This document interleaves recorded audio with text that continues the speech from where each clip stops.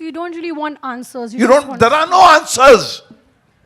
There are pretenders who claim to have answers. Papa. And they institutionalize those answers. And they impose those answers with the butt end of a gun. Or make it a religion.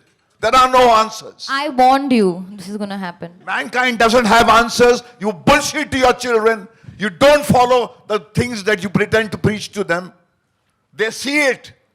I have never pretended to my children that I was in possession of the virtues that people flaunt. That's why they feel that they are not misfits with me. I am a misfit at 71. I can't expect a young little girl to fit into the sick world where brutality is legitimized. Papa. So nothing is wrong with you, darling. Nothing is wrong with you. The psychiatrist wants to fit you into this brutal world. He is more sick. So there are people who, for the lack of a better word, were not strong enough to cope with their depression. So for people who've been in their life, they look behind and they wonder what they could have done differently.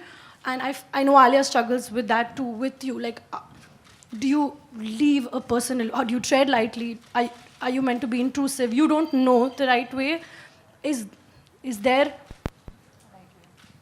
there's obviously not a blueprint, but is there something that you know for sure that people in your life can do, can't do, should do, for other people who have people in their lives who are going through depression, or people in their lives who have gone through depression and they don't know what they've done wrong?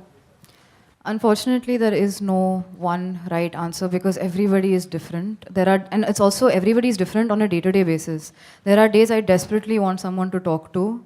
There are days, if somebody asks me a question, it makes me feel worse. Having to answer, how are you feeling, makes me feel worse. There are, it just varies from day to day, but I mean, this is something that I said earlier also. I think what really helps is to have someone to talk to who can contain what you have to say, who can tolerate what you have to say. I'm very lucky I have friends that encourage me to talk to them, and their responses are always that of being able to contain what I have to say. They don't get overly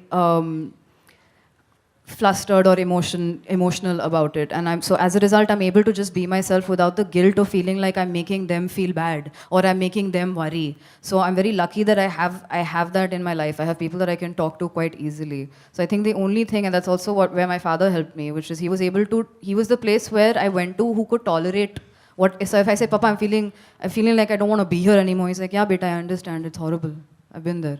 It's not, oh my God, oh my God, what are we going to do? He's sitting there and he's listening to me and he's saying, I get it. And as a result of that, I feel like I have somewhere where I can go, where it can be, where it's a safe space that somebody can hold it. So that's the only thing I feel has really helped me. Only the courageous people have the ability to stay vulnerable. And when you're vulnerable, life touches you. People who are egoistic are frightened of being vulnerable. That's why they create these defenses. I think that's what it's all about. And all great art, music, great writing. It's only when Shaheen got completely vulnerable, she could write like this. And you don't have answers. And the ability to listen. I think the most important thing what Shaheen said was about her friend, Namita, that she would just call up and she would cry. And then after half an hour, she said, are you done with crying? The very fact that somebody across the line listening to you as you cry. So you don't really want answers. There are no answers.